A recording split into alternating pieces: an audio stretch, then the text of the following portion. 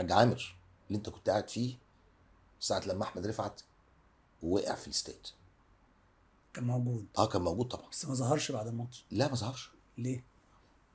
مم، بص بقى، اه.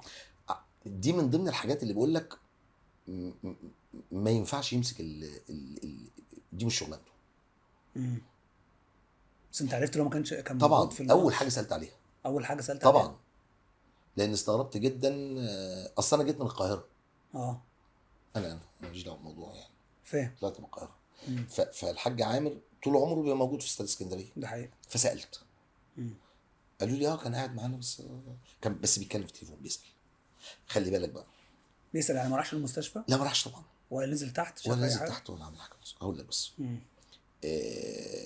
بيقول لك دي يعني لما جيت سالت او يعني انا اتضايقت من الموقف، قال لك لا دي حاجات بقى يعني ايه، دي حاجات ثانيه. انسانيه امم ملناش دعوه بيها. هو بالمناسبه بس يا حامد، اول حاجه في النجاح اه. العامل الانساني ده. اكيد طبعا. يعني انا في النادي ام بي اذا ما فيش حد متفق طبعا، ما فيش بني ادم الناس بتتفق عليه. اكيد طبعا.